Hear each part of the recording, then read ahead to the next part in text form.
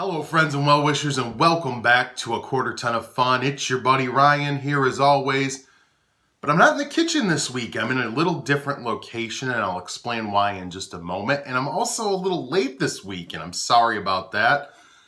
I've been dealing with some sickies around here. My wife and my son both not feeling too well. I've been playing nurse, look really sexy and cute in my outfit. It's a little short and revealing, but that's the way she likes it. But so they're here today, and usually I'm here alone when I'm filming. My wife's at work, my son's at school. So I've relocated here into my son's former playroom that we're kind of turning into a storage slash dining slash my wife putting on makeup area. It's going to be our multi-purpose room. Pluto's here with me. He's hanging out and having a ball, so I hope you are too, and thank you for tuning in. And again, I apologize for being late. I'm going to try to keep the updates on Tuesday, but you know, life happens, people. I'm a person before I'm an entertainer. So I had an episode idea today of showing you what I eat in an average day, and because of everything that's going on, I'm not going to do that. I'm going to save that for next week, so that's something to look forward to. But today, instead, I'm going to tell you a story that happened oh so long ago in my days of youth and glory, when I still had hair, when I was still fat but not morbidly obese. It was the 6th grade, the fall of 6th grade year, and we boys like to play football behind the school. I went to a school that had once been a high school. It was converted into an elementary school. And in the city I grew up in, that I still live in now, I've really gone far, we had a huge field behind the school for recess and stuff. So a lot of times the boys would all get together and we would play touch football back there. And I liked playing football. I was good at a few things in the game of football. I was big, so I was okay at like blocking and things like that. And I had a pretty decent arm for playing quarterback, but I never really got to play quarterback at school because I wasn't one of the popular cool kids. They always seemed to fall into that quarterback leadership role. The things I was bad at, as I was in most sports, were running, and running. Those were my weak points, and boy oh boy were they ever exploited. Since I was so slow, a lot of times when I was a receiver waiting to catch the ball, the other team wouldn't even defend me because they knew if I got the ball, it's not like I could run very far with it without someone catching me and you know, hit me with a tackle or a touch and stopping me. So it didn't matter a whole lot to them. I would just be out there uncovered.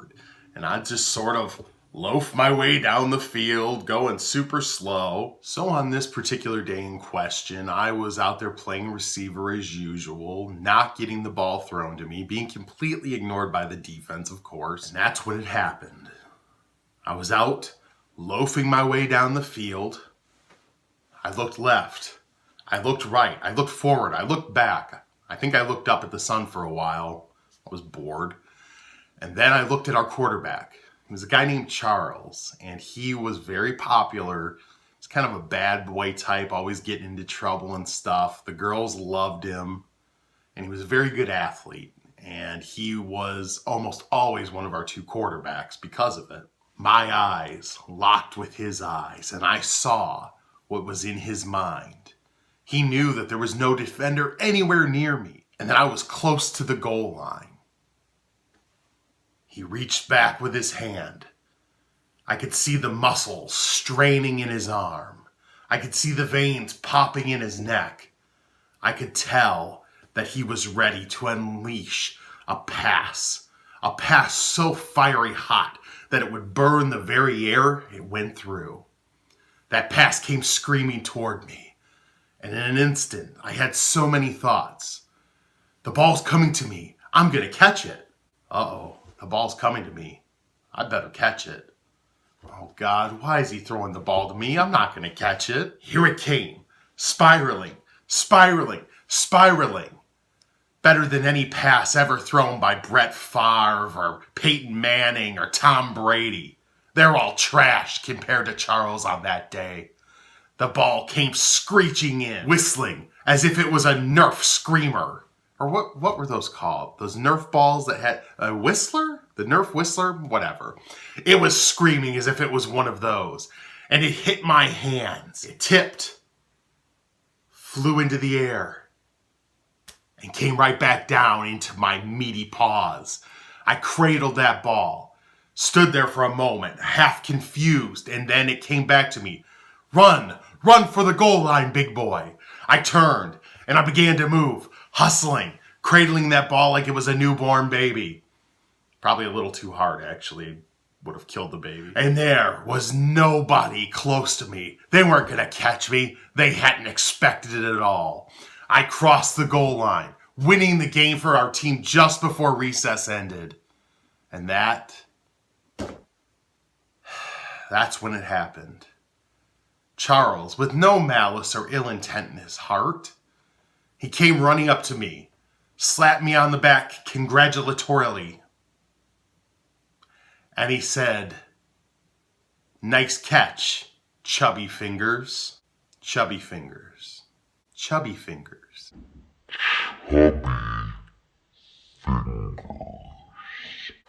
Chubby Fingers. Chubby Fingers? I mean, oh, yeah. So I've been told a time or two that I have some big old mitts on me, and I'll admit it. I mean, look at them. When I hold them too close to the camera, it kind of looks like I got some sausages I'm shaking at you, which is rude. Never shake a sausage at someone. But you know, I didn't like the nickname Chubby Fingers, and I was really hoping it wouldn't stick. What happened next proved to me that it was going to stick. Oh, how it was going to stick.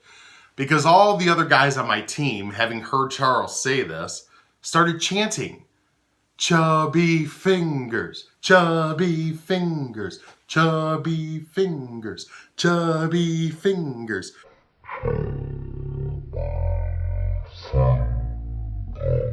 Chubby Fingers. Which made me feel good, in a way, because they were appreciating my contribution. And as a fat kid playing sports in elementary school, that almost never happened. But it also made me feel bad because I didn't want to be known as Chubby Fingers.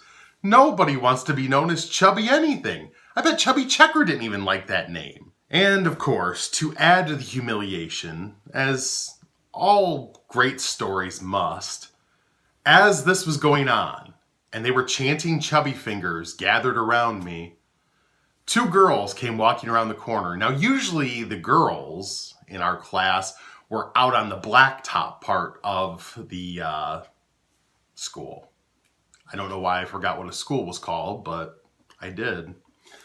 They were always out on the blacktop playing, I don't know what the girls used to do, jacks, hula hoops, chasing a tin can around. I was born in the 1930s, of course.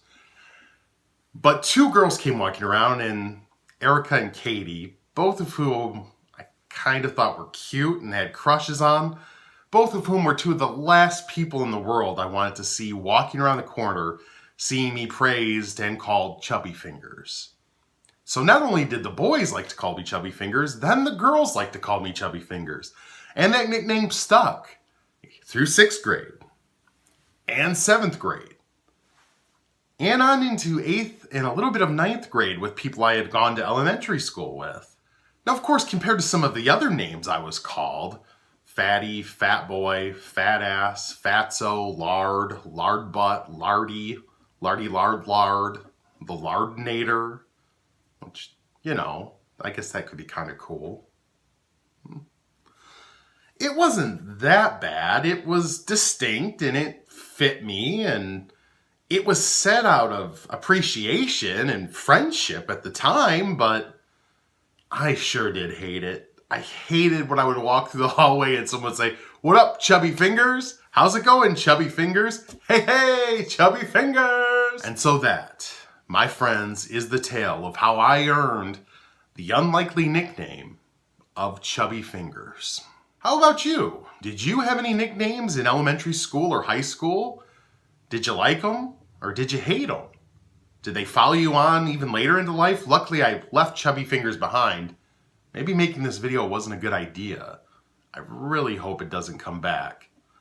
I swear to God, you guys, if any of you start calling me Chubby Fingers, I will punch you. And it will hurt because my fingers are chubby. Shut up.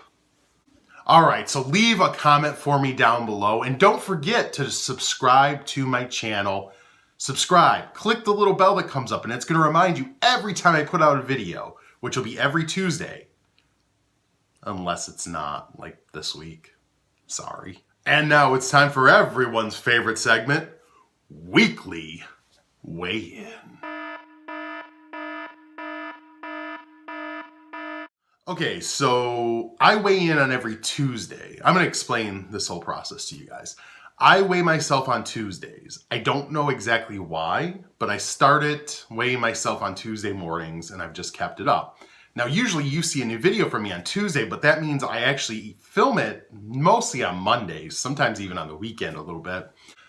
So the weekly weigh-in that you're seeing on a given Tuesday is actually for the previous Tuesday's weight, if that makes sense. Because once I weigh myself in the morning, I don't have time to put that into the video that's coming out that day. You get it. But this week, because I'm filming this on Wednesday, you're getting 2 weeks worth, and there's been some progress. No, I don't weigh less than 550 pounds, which is what I believe to be my scale's upper limit. But not this past Tuesday, but the week before. I'm just confusing everyone now. This is like that movie Looper. There's a version of me in the past, and then there's this me, but there's also Pluto's in it, and that balloon is my belly. But anyway, last week I stepped on the scale and it read 564 pounds, which was cool because it has not weighed me to this point, and I had no idea how much I weighed. I didn't know how much I weighed starting. I was thinking 600 pounds. Now I'm thinking it probably was a little more than that based on what I think I've lost, on how my clothes are fitting and how I look in the mirror. I don't know for sure. It's all a little confusing. And then this week I stepped on the scale and it said 561. So if it's accurate, I was actually a little disappointed with that because according to my calories and my exercise for the week, I should have lost about 6 pounds and I only lost 3. But I know there's a lot of fluctuation with water weight and how much food and liquid and fecal matter is in your body right at any given time. So I'm trying not to get depressed about it or be married to the number on the scale. And I don't even know, to be honest, if that number is accurate or not, because the scale is only supposed to weigh to 550, so I don't know if it's above that, how accurate it is. That's right, Laudinator. You can't figure me out. I'm an enigma, wrapped in a mystery, coated in secret sauce, bathed in flowing streams of the unknown, a puzzle that will stand for all time, a conundrum often pondered but never solved. Okay, just riddle. cut his mic. Cut him off. He's done. He's gonna go on forever. I didn't want this to be some huge episode. And he just took like 25 minutes explaining who he is. So if you'd like to interact with me or the show, again, subscribe to the channel. You know how to do it. Clicky, clicky. Comment down below. I always love to see your comments. Leave me your nickname. Let me know what they called you. You can follow me on Twitter @QuarterFun, or you can shoot me an email, aquartertonofun@gmail.com. Love getting those emails. All right, so next week I'll be back and I'm going to show you what I eat in an average day. And I'm going to kind of compare what I'm eating now to what I was eating before. And it's a big difference. If you want to see that, tune back in. I can't wait to see you guys. So, if you're here, if you've been watching this, if you got chubby fingers, Just remember, no matter what shape or size you are Damn sexy.